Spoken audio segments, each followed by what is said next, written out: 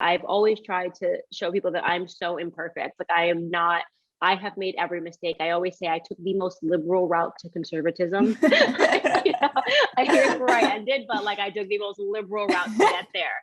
And eventually I realized here are the things that make me feel good. Here are the things that make me feel bad. And that really is, that's what shame is all about. This made me feel bad. So what can I do to make sure that I never have to feel that badness ever again?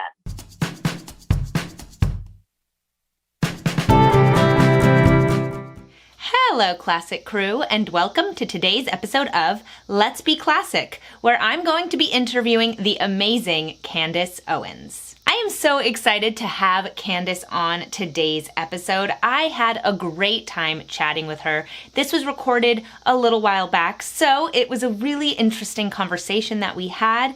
Now, before we get into today's video, I would love if you would consider subscribing to my Substack newsletter. If you subscribe to my Substack newsletter, you will get access to exclusive content not available anywhere else, which includes 2 exclusive videos every month, weekly articles, content pitch contests, and live-streamed Q&As. If you are interested in joining, it's only $7 a month, and if you decide to sign up for the yearly subscription, you will actually get 2 months free. So I would love if you would consider subscribing, but before we start, I'd love to tell you about Candace. If you don't already know, Candace is the founder of Blexit, an organization dedicated to driving conservative principles into urban communities. She is also the host of the Candace Owens Show on The Daily Wire. She has spoken at over 60 American universities and is the author of the book Blackout. You can follow her on Twitter and Instagram, and she is an amazing woman, so interesting to talk to, and I'm so glad I got to know her on a more personal level, as well as delving into her political ideas. So I'm really excited to share today's video with you, so let's get into it. So hi, it's so lovely to have you on my channel. I'm so excited to talk about just a bunch of different topics with you. I know how important it is for people to get to know conservative women as women, not just as like political figures. You know what I mean? Yeah, absolutely. But I did want to, go ahead. Yeah, I think it's really easy for the media to sort of pigeonhole conservatives in general, and especially women. There's this sort of idea that conservative women are monsters. So I love taking the opportunity for people to be able to just see a different side. Absolutely. Totally agree. So I did want to start off talking about your book because I actually just listened to the entire thing on Audible. It was awesome. I loved it so much. And it's the best. I love listening to audiobooks in the car. So getting to listen to your book, which was so easy to understand, but also had incredible insights, I just loved it. I really did. So I wanted to ask you, did you know from the beginning how you wanted to break it up chapter by chapter? I didn't. So I had an idea that, I wanted to write this book, and I knew some things that I wanted to include in it, but it is so funny now to look back on what I initially had submitted to the publishers and what the book turned out being. And I think that that's sort of really a nod to the creative process, right? So as soon as you actually get around to writing the book, it takes so many different turns and different shapes as you're going. And even in the moment, like up to the moment, things were becoming more and more relevant. So I had this sort of thesis that I was working on. And then we had George Floyd riots. And I was like, now we need to go and include an entire chapter about this, because it actually adds so many layers to my thesis and what I'm trying to speak about, in terms of obviously one of the major themes being that Black Americans are being emotionally manipulated. And I think we saw that in, globally with the George Floyd protests. So it changed so many times. And I was sort of on this creative journey. I mean, I think it's such an incredible thing to get your point of view as a Black woman talking about these topics. And I think it allows people to kind of have an opinion that they may think is not allowed, right? Because you're talking about these things, and that gives them permission to be like, oh, maybe there is truth to what I'm thinking. Right. And it's interesting that you use that word permission, and it's so important because in this current moment, in American society, but also abroad, all around the world, for some reason, you feel like you have to be given permission to think. given permission to question, being given permission to even speak. And that's so wrong. And it's such a way to create a society of slaves when there just is this authoritative narrative that nobody's allowed to challenge or question. Critical thinking is a part of being an individual. And more we're seeing that the media is trying to collectivize everyone and say, you're either, with us or you're wrong think and you need to be castigated. So it's one of the biggest pieces of feedback that I get from people who follow me is that they feel like they finally have permission to think their own thoughts and to be themselves. And I think that is a pressure that I feel in a good way, that I constantly want to remind people that there is no consequence if you're willing to stand up boldly for what you believe. And maybe it's not even what you believe. You just want to be able to challenge the orthodoxy, right? That's a part of growing as an individual, constantly challenging, and deciding what side of a coin that you land upon. Yeah, no, I totally agree with that. And I wanted to actually talk about one section in the book that wasn't a chapter. It was just something you mentioned and I thought was super important, where you talked about shame.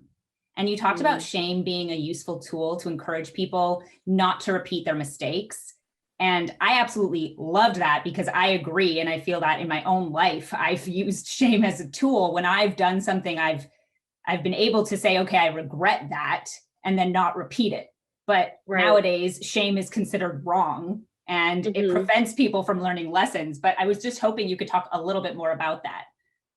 Yeah, there are so many layers to this. And it was something that I thought about for a very long time, which is that we've increasingly tried to say that people should never feel shameful. And we've handed them so many excuses, right? And I know exactly what chapter you're talking about. I was talking really about, and here's one component of it, the feminist movement, which is that if a woman sleeps with a man and regrets it the next morning, we're actually seeing a culture that tells her that, well, if you had a drink and you didn't, maybe you can change your mind about the consent that you've given. We have actually seen people saying that consent can be reversed, which is a terrifying thing for men, right?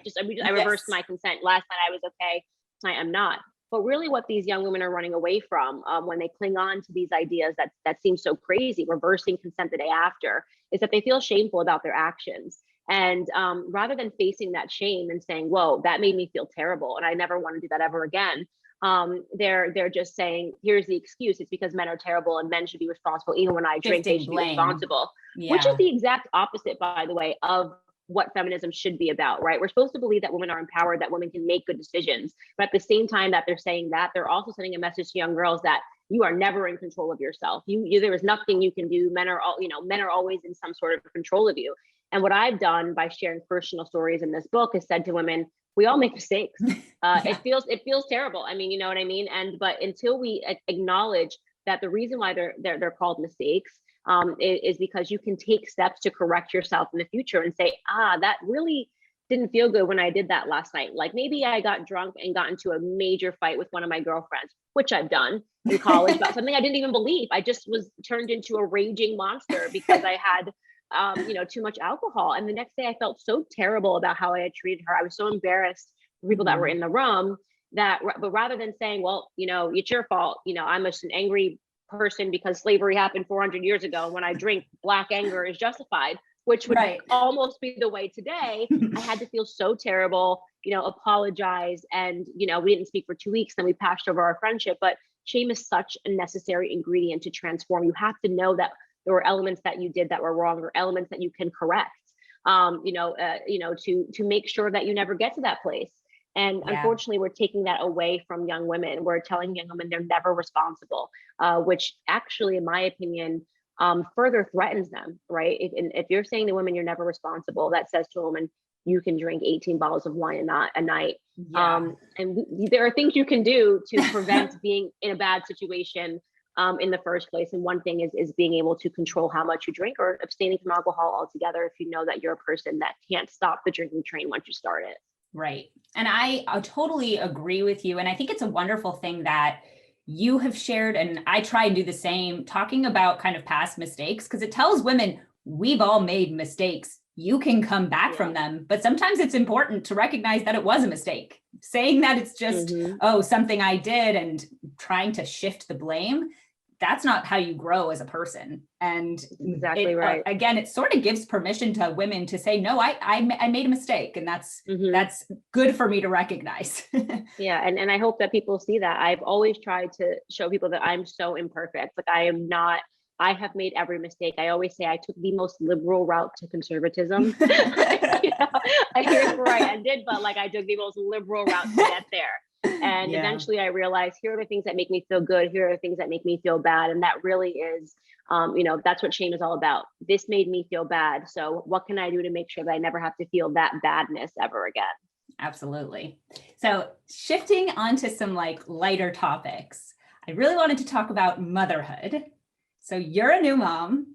How has it been taking care of your beautiful son? How is being a new mom? Honestly, it is such a blessing. And it's one of those things that felt like the most natural thing in the entire world. And I could, write a whole other book on how toxic I think modern feminism is, to make women, see motherhood as some sort of an enslavement. It is really kind of the message that I see coming through the airways. When it's the best part of your life. The best part of your life is being able to start a family. And I always sense that. And now I can confirm that there's just something so incredible about, my baby boy is only 7 weeks, and every day he's learning something new. It's like pushing the head up, doing something, and you go, oh my God, and it really sort of tethers you to how severe the cultural wars that we are having today are, because you can get up on a stage and you can say how wrong it is, but when you look at your child and realize that they will have to deal with the consequences of what side of the coin we decide, is America going to be a socialist country? Is America going to be a place where Black people and white people can get along, right? My child, by the way, is biracial, half white, half Black. Is he half oppressed or half privileged, right? Where does a biracial child land in in this increasingly absurd society? So I think that in a way it's been grounding, in a terrifying sense of, I kind of realize how crucial these debates that we are having are. Yeah, you see it in the younger generation, especially as things that are geared toward children are trying to be changed for the worse, in my opinion. And I think it's just scary to see that it's not just, policy about taxes we're talking about here. We're talking about the fundamental things that make up a society being torn out from under our feet. Right. Yeah.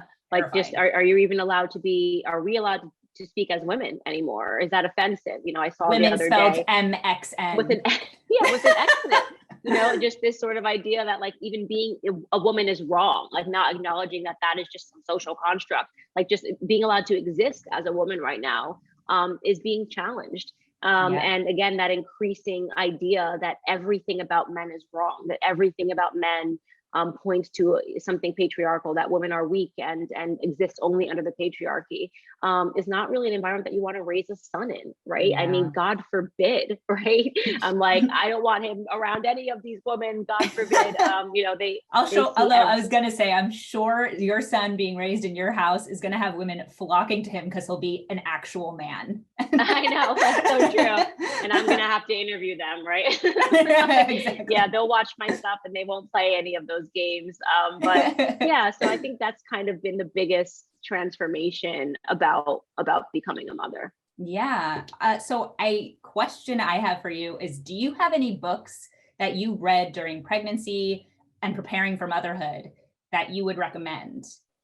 For any person that is starting a family, I always say, try not to read too much, but read just enough, because you can go down a dark hole on the internet, especially I know women, I definitely did it, by the way. So I'm speaking like I'm giving you advice that I didn't take, but you will be obsessed with everything about birth and like all of these things. And what me and my husband decided was to kind of be a bit more organic, and not go in with such a plan about even labor and birth. We did not have a plan. So many women had like, this is what I want to happen, this is how it's going to go. And we were sort of like, we know what we absolutely don't want, in terms of intervention at the hospital, but, also, educating myself about my body was something that I did. Just how does this even work? It seems so crazy.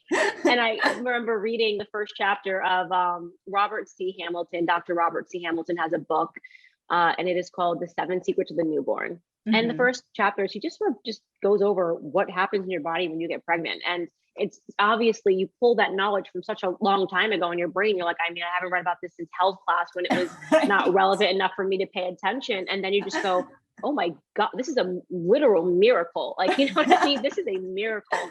And you will have just so much respect for your body and what your body does, and knowing a little bit about what your body will continue to do postpartum. Just there is a miracle. Even in terms of when a baby is born, their vision is just long enough to be able to see from you holding them in your arms to your nipple. Like that's distance, because that is what they see. So it's like then not getting into the gory details, but during pregnancy, a woman's nipples areolas darken because it helps the child see. It's their perception. That's exactly the length of their perception.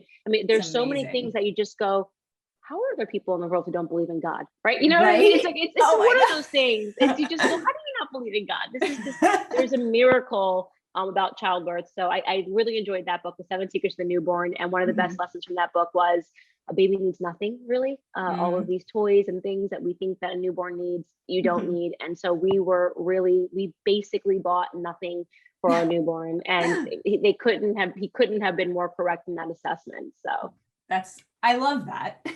Especially, I think so many women feel like they have to make this huge budget for having a baby. And I think it deters a lot of women from wanting a bigger family, because they're seeing these baby registries that are $5,000 and they're like, how am I going to afford this? Right. And you don't need anything. And I will tell you, like, they just literally need you, and they don't even know they have hands. You know what I mean? So it's just go less is more. It really is. I love that. So moving on to beauty and fashion. You're gorgeous. The way that you dress is beautiful. And also just you look stunning. So thank you so my much. question for you is, do you have any skincare products that you love and would recommend? So I am super reduced in the makeup department. I don't like to wear makeup. I don't like to wear a lot of stuff on my skin. I don't like the way it feels more than anything else. So people always ask me that, and it's so funny how basic my skincare routine is. At nighttime, I basically douse my face in Aquaphor. That is my routine. Yeah, it packs in moisture. It's so good for your skin. So I am such a person that believes that my grandmother, who was Caribbean, she's from St. Thomas, used to always say to me, don't put anything on your face but water. The more products you use, the more products you'll need. And that lesson sort of stayed with me. And so I'm very, I use a basic face wash. In the morning, my beauty routine is always, a little bit under the eyes. A little concealer under the eyes goes a really long way. And then I'll put on a little bit of mascara. This is literally exactly what I have on right now, a little bit of mascara, and I go. So I especially now, and as we see, and I hate to direct this to a political argument, but I genuinely, when I see girls and they have so much makeup on, because that culture of beating your face, as they say, has really been sort of taken by trans men. I think now that women look more beautiful when they just look more natural, and men prefer it. If you talk to men, they like, they like the way women look without all of the extra, glam and fake lashes and all that stuff. So as close as you can do to, makeup is meant to enhance, not to cover. And that really is my policy. So I use things that enhance beauty, but I'm not trying to cover my face. So boring answer, but I'm basically. No, I was going to say, you don't need it. You look like you're wearing a full face. And it's funny because I've actually gotten criticism from, enough people on YouTube make videos, hate videos about me. Of course. About my makeup, because I give makeup, I do makeup routines and makeup videos on my channel. And it's a lot, but it's still more on the natural side. And so they'll be like, she's giving a makeup tutorial and look at her face. She doesn't even have the full beat. I'm like, I don't want the fake V. lashes. Yeah, I don't. Yeah. Exactly. And even that, to your point, you can even, there are people, they can spend 20 minutes and you still look very natural. There's like, there's so many different ways to the natural look, but I always encourage women to go with looking natural, because that there's just such a beauty about it. I've always thought, like, in looking to Hollywood, if there was ever a woman that I thought was super beautiful, she was always someone that was wearing less makeup, and it just was enhancing the features that she already has, It's so funny because my husband, he does this to me all the time, and it took me a while to actually believe him, but he'll only ever compliment me. Not only, that's an exaggeration. Generally, when he compliments me, it's when I have no makeup on. And I'm like, he means it. I know. And it took me so long to figure that out, because I was like, why are you lying to me? Yeah. No, it is so true. It is, you speak to men and I can just see my husband making basic commentary. He's just like, what is this? What is this? When he sees girls that just look completely, as they say, completely beat their faces. And he says to me like that, I wouldn't even know if that was a man or a woman. And the thing about women is we don't have to wear makeup to look like women, right? You know what I mean? True. We are women. So we've already got that natural, God enhanced, made women beautiful for a reason, right? And we have a beauty about us that can't be captured in a bottle, or can't be captured by Sephora after a shopping trip. So I always try to get women to like go that direction, as opposed to where culture seems to be taking us, which is just like mask your entire face. Right, exactly. I tend to say to my followers, I think it's nice to put on a little bit of makeup, just like some concealer and mascara, just to show a little bit of respect for the area where you're in, if you're at work or something. But I agree with you that you shouldn't be masking your natural beauty in an attempt to fit in with the trends. It's just too much. Agree. So fashion wise, do you have any style icons? Like, if you had to describe your style, how would you describe it? And who inspires love fashion. you? I know, you look amazing. Thank you. I love fashion. And I've always been interested in fashion. Initially, actually, when I was interning in New York, I was working at a lot of fashion magazines, 17 magazine, Glamour magazine, was it O magazine? One, Hearst Media, but I can't even remember what publication it was. I think it might have been L. I worked at Vogue for a brief stint. So cool. And I did all that stuff when I was really broke, had no money to even eat lunch. So fashion for me had to be something that was affordable, but looked really good. And so I would say right now, I am a person, I love a blazer. I love a power suit. I think women in structured pieces always look so amazing. And I mean, there's different looks, but I just find that for whatever reason, whenever I'm wearing a dress, I don't feel as powerful as when I am wearing something that is structured. And I don't mean that it always needs to be a suit, but I love blazers. I have a huge collection of blazers. Some labels that I love right now, or have always loved rather, but I can finally afford one of them, ALC.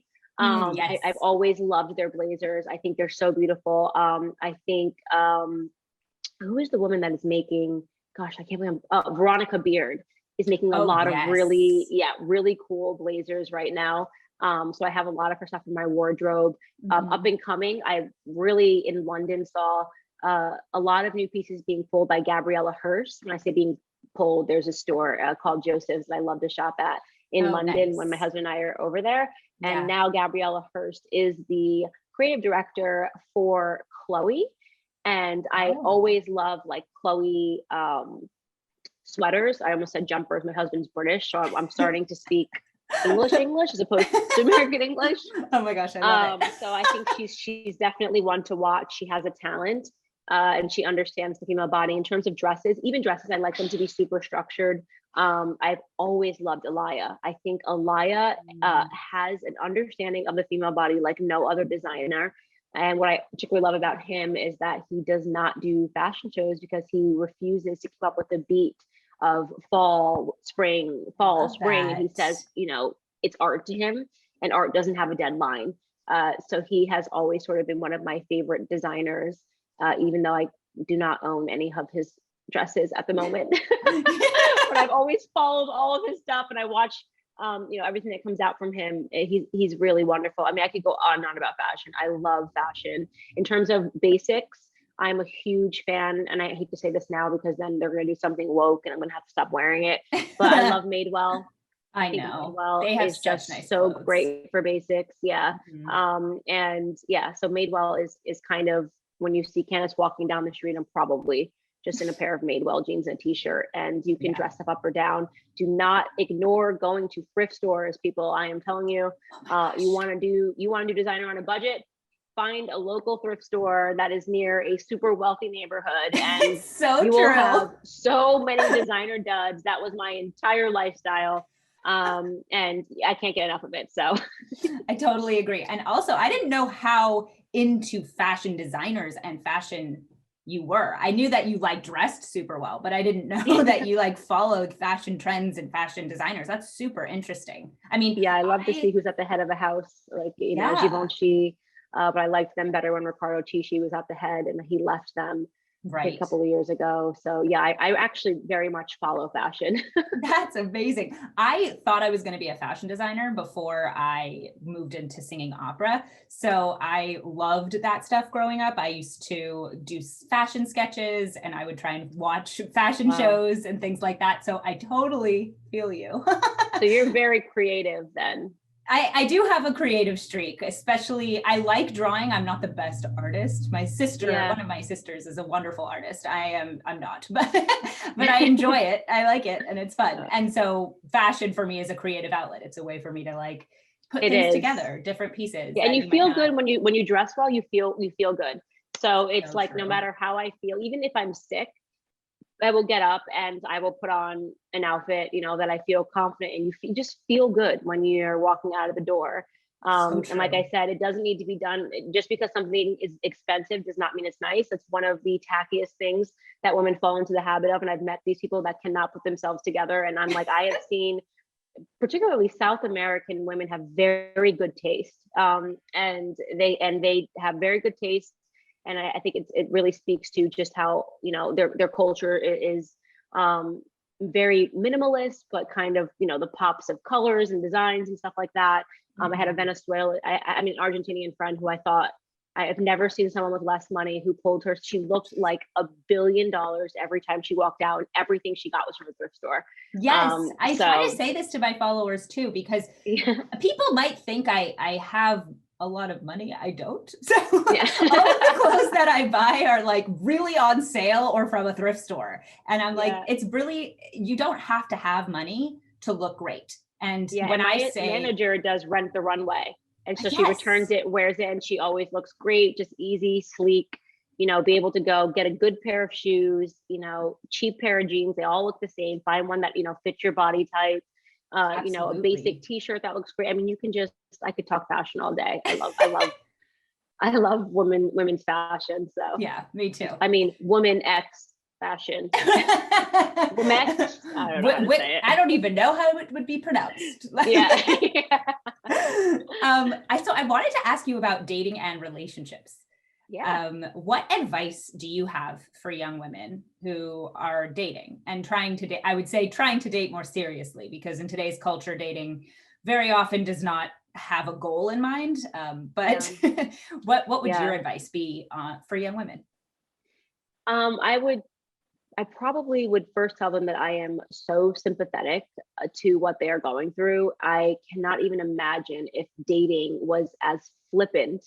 I say back in my day, like I'm old, I'm a millennial, I'm only 32, but what has kind of, I shouldn't even say progress, but digressed for them in terms of concepts like Twitter, right? Where men are just shopping on the internet, Instagram. I think all of these things have actually polluted relationships because it's just, there's so much available, and it removes focus. The idea of why our grandparents stayed together forever is because they weren't just constantly being thrown naked women on the internet all the time. And so their values were naturally different. So I know it's difficult for women, especially if they feel like they have to compete with airbrushed models on Instagram and worry about DMs and things of that nature. But I will say this: first and foremost, you should not be dating unless you're sure of who you are. I did a lot of dating with a Candace that I didn't know. And so in my relationships, I was looking for security because I was insecure. And the second you are sure about who you are, when you land on your own 2 feet, when you are confident in your ideas, and confident in what you want, I really do believe that the world conspires to assist you, and it will bring you closer to that type of person that is going to mesh well with you and your values and your goals in life. And for me, especially now in American culture with so many men that are being hyper feminized, in my opinion, I was in London and met the love of my life, right? Right. And so I would say to those women not to be discouraged by the current climate. And even within America, do know that it is coastal. Like the coastal men are a lot different than the men when you get to like Tennessee, which is where I am now, proud Nashville resident already.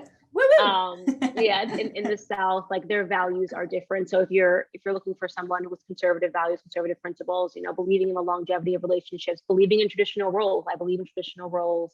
I think that they work. I think there is a yin and a yang when it comes to women and men, and either trying to be the other disrupts that sort of that perfect energy that runs through them. It exists all over the world off of television, and then definitely in the heart of middle America. I think that's find yourself a good Southern man. No, that was actually something I considered when I was single, was moving to the States, that I thought, hey, maybe the guys here will actually be men. Right. Yeah. Because I lived on the coasts. I lived on the coast my whole life, but luckily I met my New York City latte sipping blogger, who's like, yeah, that's not ideal. Not ideal at all. But I think that's great advice. And I think it's really important for women to know what they want and know what they're looking for, because you can't, and yourself first, right? Once you know yourself, then you know what you want in a partner. Mm-hmm. You know what you're looking exactly. to balance. You waste less out. time. You just waste less time, Yeah. So and that's what it's all about. You'll just waste less time, and when you see the person, you will be sure, Right. So how did you and your husband actually meet? I was giving a speech in London ranting against socialism, and my husband was one of the people that was in attendance, and we got engaged 2 weeks later. So I did not know that story. That is amazing. I had a love at first sight story, and if somebody had told me that I would have had a love at first sight story, I would have been like, absolutely not. We had a love at first sight story. He proposed to me on a plane 2 weeks after we had met. So we didn't even have our first kiss until after we were engaged. We had our first kiss in London Heathrow Airport after we were engaged. And I'm telling you, I knew instantly when I saw him. Like, it was this bizarre universal feeling that I don't think I'll ever be able to capture again. But it was just sort of like I already knew him, and in his face. It wasn't even on the heels of a conversation. It was just in his face. I suddenly felt, I always say meeting my husband felt like a big sigh of relief. Like I didn't know I was holding my breath for years. And then it was like, there he is. There it is. Now everything can be fine. And that is exactly how it felt when I laid eyes on my husband. Oh my God, that is amazing. I'm so glad I know this story now. My husband and I, we didn't have the same in the sense that we didn't get engaged after 2 weeks, but we were talking about marriage the week after we started dating. So we knew, like, you just knew. You just were like, you know what, it's going there. And that's another thing, is that you'll find that when it is that person, a lot of times with young women dating, you just feel uncomfortable talking about these things. You would never just started dating someone talk about marriage or children. And when you meet the right person, it's the most natural thing in the world. It's like, how many kids are we having? You know what I mean? And and that lets you know that he's a man, because if he's a younger guy who hasn't matured yet, like even thinking about that will scare him off, and you don't want to marry someone where a conversation about forever scares them off, because then this person is still sort of playing the field. And is not looking for something serious with you. So I mean, 2 weeks later engaged. I love it. A year later Amazing. married. So. And so, any advice about marriage? There are such cliches about marriage, and and there's something to them, and there really is something to them. There's like marriage humor that only married people get. And when you hear it outside of marriage, you're like, that sounds weird. Like happy wife, happy life starts to have a new meaning when you're married. And that again gets into like the different roles of husband and wife. But yeah, I would just say that don't shy away from realizing that these things that have existed forever exist because they work. My husband is the head of the household. I believe in men being the head of the household, but as the women, we know that, but the household is exactly as we like it, sort of a thing, So there is this thing that you can't really describe where it's so important, I think, for women to really respect their husbands, of course, husbands to also respect their wives, and making sure that you want the same, that you have the same values.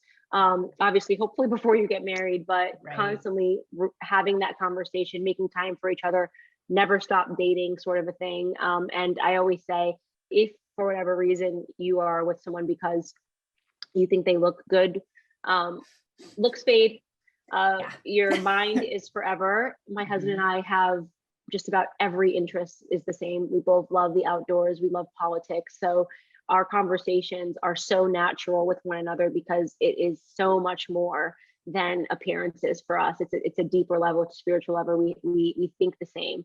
And he really is in that regard my best friend. So it's another marriage cliche, marry your best friend. But at the end of the day, to grow with someone, they're going to have to be your best friend. Yeah, I think it's funny because when I got married to Jacob, I remember asking him if I was his best friend. And I think he had a moment of like, oh, I don't know. Like, I didn't think about it that way. And you turn into each other's best friend in a good marriage. You do. It's like when you're dating, you don't necessarily start off as like friends. It's more like you're really into each other and you share values and you share, like, there's the chemistry and the compatibility that makes you good partners. But then when you spend every minute of your life together, you inevitably become best friends. Yeah. And no one makes me laugh harder. They just know you in a way that is just, it's your best friends. There's no way to avoid it in a good marriage. Exactly. Good marriages, that's either how it starts or how it ends up, but you're always you're going to be best friends. That's just part of it. Exactly. So work-life balance, so many women, many of my subscribers are women, and we're all looking for that perfect, doesn't exist, work-life balance. How do you balance life and work? And I know you just started coming back into work because you just had the baby, but how does that feel now as a mom? So first, what I want to say for women that are looking to have full-time careers plus be a mother, it's hard. Do not let this be glamorized to you by modern feminists of you should want more, you should want more, you should want more in your career, you should want to be like a man. There's a reason God designed men in the way that he did, and God designed women in the way that we are designed, and we are different. Okay. We are, of course, we want equal opportunities, but we are not equal in terms of, right now I have a 7-week-old infant, and he is feeding off of my breast, not my husband's, right? So it is impossible for things to be equal in my household because only one of us has to be concerned about breast pumping, breastfeeding every 3 hours around the clock, right? And so this is something that men and women are different. And you have to know that and really make decisions in your life based on that knowledge, because it actually would be unequal if I wanted to be like my husband plus breastfeed. I naturally have to give X amount of hours a day just to feed our child. Right. And so I say that to them all the time is don't feel like you should want a career or else you failed. I think I always say this. I think the toughest job in the world is being a full-time stay-at-home mother. Raising good children is so hard. It requires your focus, your attention. And so I know there are some women that admire me because I work and I have this home life.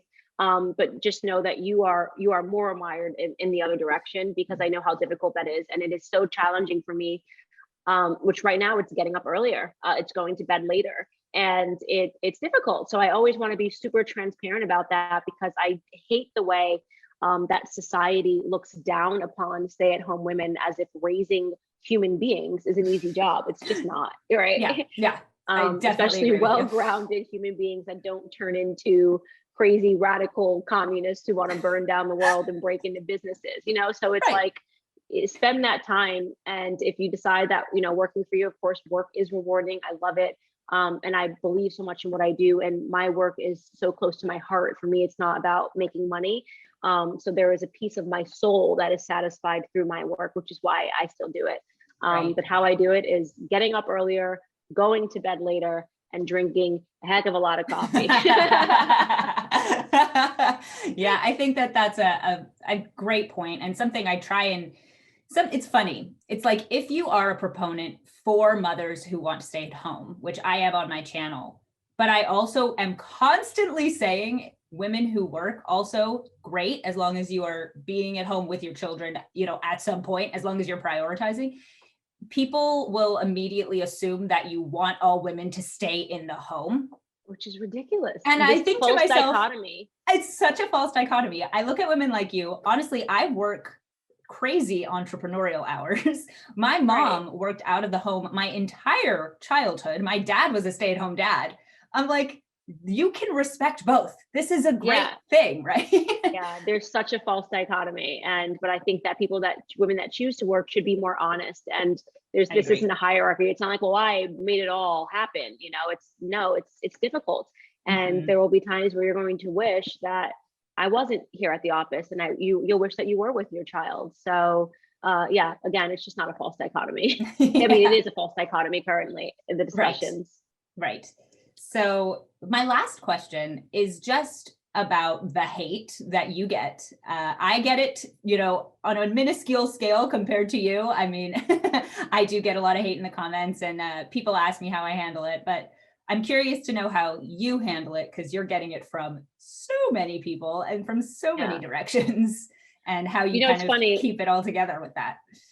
I think, honestly, people are so surprised by how happy I am and how unbothered I am of people that hate me. And I have to credit Kanye West for this one. I listened to so much Kanye West music growing up. I loved him because in his music, he is actually giving you the formula for success. And a big component of being successful is not caring what other people think. And one of his lines is that he says that he loves his haters because they're his biggest fans, right? I wouldn't be where I am today if it was not for my haters. They are such a dedicated fan base that I'll even do that because I find it funny when they troll me to troll them back, being like, people will dig up things that I said 5 years ago, and because they hate me, right? And then they'll put together a 1-minute video, a montage of things that I've said to say that I'm a hateful human being. And I'm like, you spent minimally 6 hours on this, right? On this montage. I'm supposed to believe you hate me? Like, I think you kind of love me. Can't get enough of me. A little bit of an obsession going on here. And when you have fun with it, like even sometimes like they'll say something and it'll be like, what was one that made me laugh so hard? I grew up with siblings. So like we made fun of each other. Like you can't say something meaner to me than my sisters and me said to each other growing up. You just can't do it. So there's like one person said, she looks like, I forgot who the character is in the movie Ants. And like, I looked and I was like, I actually see this. And I wrote that back to them. And I was like, this is good. I totally see this. And they were so surprised by like how well I took it, that, I love a good joke. I don't take myself too seriously. And I love to troll them back because they get even angrier when they know that they can't affect you. You get stronger, they get angrier, and you win. So it's like, look it up, because sometimes they could be right. Like I look like Queen whatever in the movie Ants. I was like, she looks like me. And it's funny because my sister used to call me an ant growing up, and my cousin, literally my cousin one day was eating a pack of almonds, and she like held one up and she was like, you look like an almond. And like now I can't unsee it. Like every time I eat an almond, I'm like, I look like an almond. So it's like you have to make fun of yourself, not take yourself too seriously. Everybody looks like a cartoon. Everyone looks like a fruit. There's always a fruit that can be like, you look like this. And that is just the name of the game. None of us are perfect. Enjoy it. Like right. Oh my gosh, that's amazing. Also, it's funny. I get this a lot too, because my husband is always impressed. It doesn't bother me. It's like, you're taking your time out of your day to watch and hate watch my videos. And I remember, I think I got this from another, right, exactly. I think I got this from another YouTube creator, and I thought it was great. So now I say it. And he says all of his haters, he calls his interns. because they're just bumping up his view count. He's getting Yes, Google ad exactly. revenue. I'm like, Yeah, you welcome work to my for me. Right? Yeah, exactly. Welcome. I hope you stay around, and I hope you become a dedicated hater of the Candace Owens show. You know what I mean? I want you to be dedicated in this hatred, you know? Exactly. And I do almost feel like once you accept the haters, it almost makes you more confident, because when they say something about you, you're like, yeah, either like you said, like yes or no, like, yeah, that's true. Or like, no, that's definitely not true. Yeah. Sometimes my husband and I will even stay in bed and like laugh out loud at the comments, and I'll just be like, I'm entering the first 10, and I'll just like troll back, and then the people that love you love it, because they're like, wow, she's got so much confidence that she can engage on a level. It's your troll, and what do I care if my confidence came from the internet? I wouldn't be here. You know what I mean? Right. Exactly. Like, I have real things in my life. I have my sisters, I have my husband. Like, these are the people that, give me my sense of self. You should never be getting your sense of self from the internet. The internet should be a plaything. And your trolls are your biggest fans. Love them. And on that note, I absolutely love that. So we're going to finish off here, but thank you so much for coming on my channel. It was awesome to have you. It was so great to join. We'll have to do it again in the future. Yeah, absolutely. So have a wonderful day. Thank you. You too. Bye, guys. Bye.